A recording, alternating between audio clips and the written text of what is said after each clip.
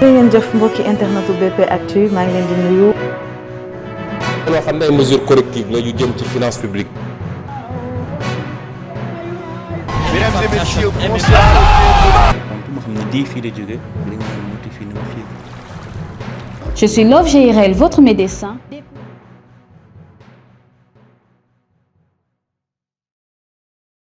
Pour se féliciter parce que finalement le pétrole n'est pas volé, le gaz n'est pas volé. alors yaa ngi dugal coup. non xam nga lu mooy dugal coup samay xarit la ñu. mais c'est un débat que j'ai eu des années derrière. ba ñuy defar ba ñuy l'histoire de fameuse histoire de Aliou Sall. oui. am na ñu fi tey toog ci gouvernement woo nañ ma pour ma participer ci manifestation yooyu la. ma leen man mënuma ci participer parce que li ñuy wax amul. amul benn bateau bu mën a ñëw di manque ay gaz ak ay pétrole amul fenn ci àdduna. donc bu ñu dugal ci bopp sénégalais yi. parce que après da ngay néewal seen doole. da nga leen di perte loo ci ay seen temps ci ay détails yoo xam ne amul. c'est excuse-moi le terme c'est presque les abrutis dans des sujets qui n'existent pas. yàlla def na tey ñoom ñoo fi toog ñu ngi bénéficier. et c'est normal même que tey ñu am à peu près 250 milliards. de revenus parce que. mais depuis lors Woodside. mu ngi yóbbu ay pétrole jaay. oui. nu mu tudd di BP commencé na. oui. GNL bi di ko yóbbu di ko jaay. donc ça va accroître notre revenu c'est très attendu c'est un effet normal. parce qu'avant on se basait plus sur le secteur minier. mais le secteur pétrolier maintenant et gazier prend de l'essor. c'est bien fii la ñu war a toog gën a waxtaan ak suñu bopp. ne affaire yi gën na sérieux lañ doon wax. am nañu as tuut bu ñëw. oui l'État le gouvernement entre dans les questions de renégocier les contrats. baax na ba tey mais bu ñu renégocier les contrats nga am as tuut bu ëpp loolu te nga gérer woo ko baax fan lan la renégociation bi du la jural dala ni. tu as renégocié tu as un peu plus d'argent mais tu l'as mal géré. c'est la gestion de l'argent. moo ëpp solo nit dinañ ko fay 5 millions kii ñu koy fay 500 000.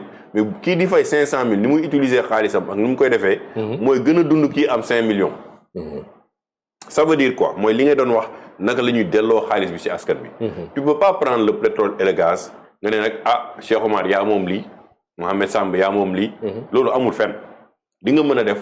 mooy créer l'écosystème autour du pétrole et du gaz. l'écosystème mooy lan. agrobusiness élevage aquaculture. yeneen yi nga développé ko mooy comme ni Dubaï def ak yeneen dëkk yi def chaque $1 boo jot war nga ko mën a investir foo xam ne war na la mel ni indil 10 000 francs CFA. je prends un exemple tout bête. on a 14 régions tu dis parmi les ressources du pétrole et du gaz dinaa fexe ba chaque région am 500 hectares wala 250 hectares yoo xam ne mangue kese la. mais combien de jeunes vont travailler.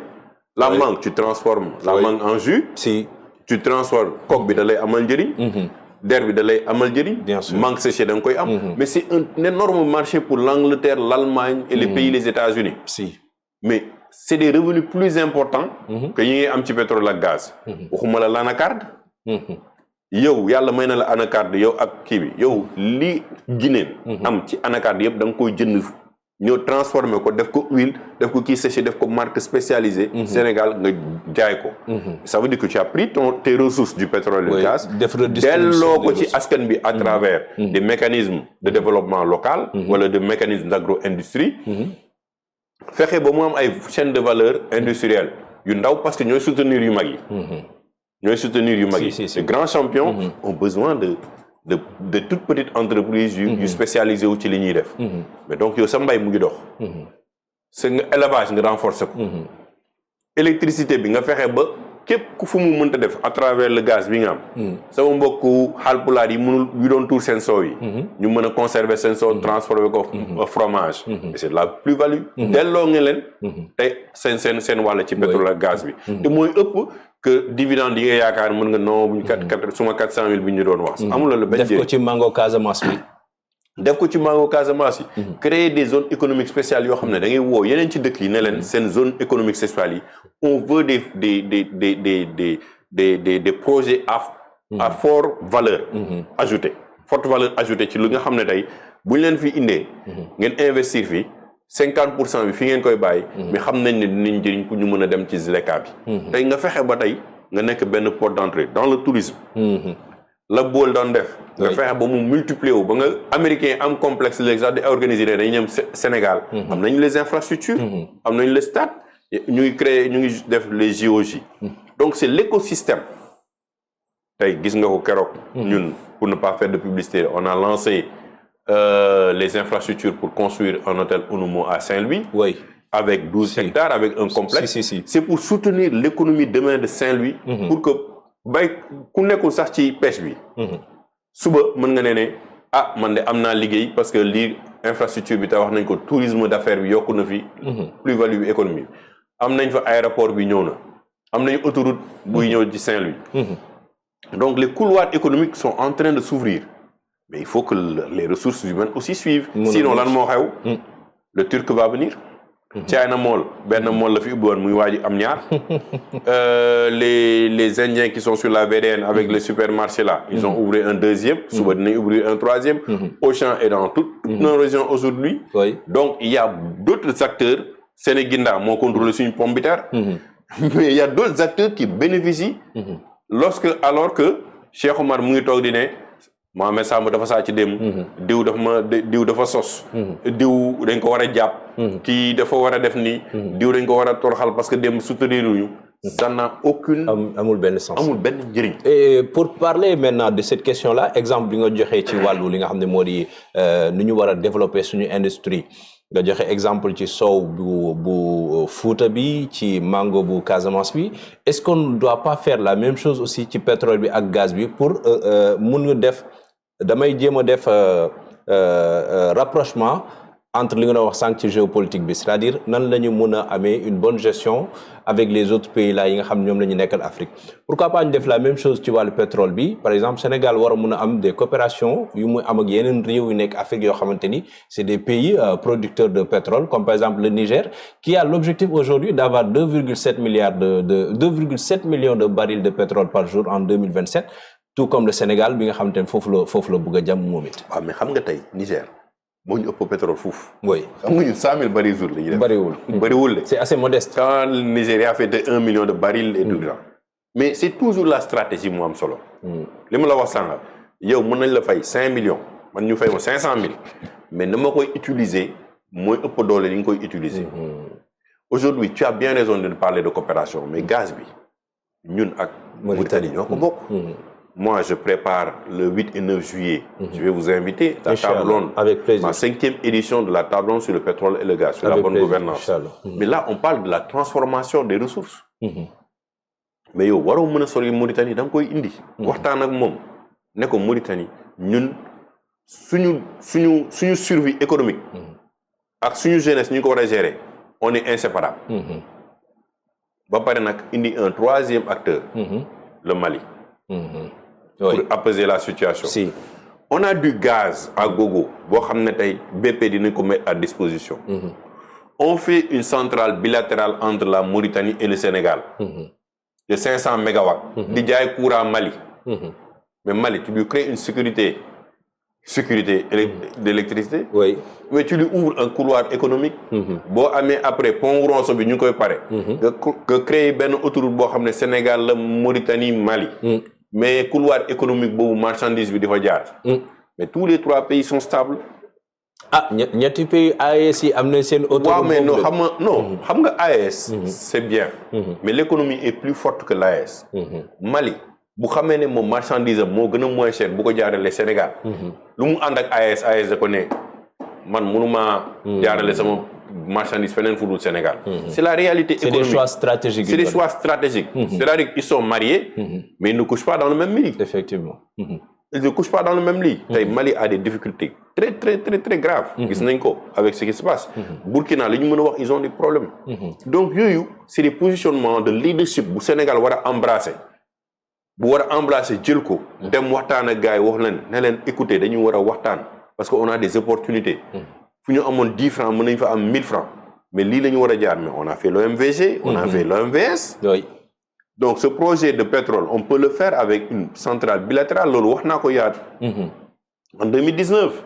dem naa fi man maa fi njëkk liggéey ak waa Oxfam. sur un dialogue interparlementaire ñu ngi waajal 3e édition bi entre la Mauritanie et le Sénégal. boobu régime bi ñëwul. mais premier ministre Ousmane Sonko. il a repris textuellement li ma waxoon ci recommandation yi ba yi ñu liggéeyoon ci recommandation yi. les rapports bilatéraux tey Sénégal ak Mauritanie dañoo war a am un contenu local bilatéral. entreprise mauritanienne bu am xaalis mais amagul expertise mais te entreprise Sénégal bu am expertise amul xaalis. ñu doole seen doole. bien sûr. il gagne le marché. parce que ñun suñu problème est li tax mënuñu participer ci contenu local réellement coolee bëri rek mais on n'a pas de levier financier. si on n'a pas de levier financier on n'a pas de moyens pour participer efficacement dans le contenu local. moo taxoon ma yàgg wala CDC dans la boucle. moo taxoon ma ne nañu def une agence de régulation du pétrole et du gaz. yooyu yëpp dafa nekk ay matuwaay yu am solo. pour ñu mën a contrôler suñu pétrole ak suñu gaz. donc yooyu c'est des choses à réfléchir dans le cadre de tey Angola. organiser na fi benn forum. Angola Sénégal Angola c'est un pays pétrolier. bu ko ñuy def une activité aussi importante dans un pays. on doit avoir l'intelligence de les inviter encore plus à venir investir mais être des partenaires stratégiques dans la zone ZLECA avec le Sénégal. Important. Et ça, tu crées une zone ZLECA au Sénégal, tu dis ces zones pour les pays africains qui veulent s'installer au Sénégal ont tel avantage dans le cadre de la ZLECA. L'Angola défend la même chose. Les grandes entreprises yi nekk Chine wala yu nekk États-Unis wala yu nekk bu ñu gisee ay avantages fiscaux parce que dañuy wax exonération c'est vrai mais yow bu nekkee ci biir exonération bi naxante la rek tey booy dem Dubaï coow lay bëri rek mais tu payes plus cher à Dubaï dañ lay nax ci hôtel yi ne la cher wala ak affaire yooyu mais à la longue sa consommation sa lekk li ngay dépenser foofu finalement tu t'en rends pas compte mais c'est cher mais dañ lay nax rek yow dañ lay jox prix yoo xam ne def la dans des conditions yoo xam ne boo delloo sa Sénégal tu te dis mais man dëgg de dépassé naa ko fa loolu mooy avantage u l'intelligence économique bi ñu war a am. D'accord honorable bëggu moon waxtaan bi jeex parce que vraiment aussi dañ lay remercier ci qualité débat bi. on a beaucoup appris et vraiment ce sont les questions essentielles yi nga xamante ni nous en tout cas de notre côté loolu moo ñu yitteel à chaque fois quand on doit inviter quelqu'un dinañ am mbégte dalal la ci MS Reçoit di la jaajëfal di am yaakaar ni daañu gisee waat ci lu yàggul dara incha allah. merci beaucoup di ñaan yàlla émission bi gën a law. vraiment c'est des émissions comme ça de qualité ñi ñu war a mën a waxtaan ci enjeu wu dëkk bi. ñu dépasser suñu bopp dépasser suñu personne xam ne Sénégal am na ay avantages yu bëri dëkk la boo xam ne yàlla barkeel na ko. et que bu ñu liggéeyee ensemble qu'on s'entende vraiment sur l'essentiel yaakaar naa ne jeunesse bi dinañ leen mën a génne ci tolof fi ñu nekkee. incha allah merci beaucoup doon di jaajëfal honorable Cheikh Oumar Sy di ancien député président OSDEA di jaajëfal ki nga xam ne moo di Maragna ci wàllu réalisation bi moom ak Papi Diop jox leen rendez-vous très prochainement ci beneen numéro bu MS Reçoit. ngeen jëf mbokki internetu BP Actu maa ngi leen di nuyu. loo xam ne ay mesures correctives la yu jëm ci finance publique. Mesdames et messieurs, bonsoir. Donc ma xam ne di fii la jóge li nga xam ne fii na fii. Je suis Love GRL, votre médecin.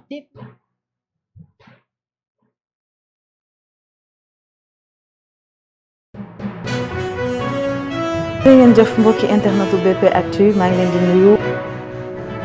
loo xam ne ay mesures correctives la yu jëm ci finance publique. Mesdames et messieurs, bonsoir. Donc ma xam ne di fii la jóge li nga xam ne fii na fii. Je suis Love GRL, votre médecin.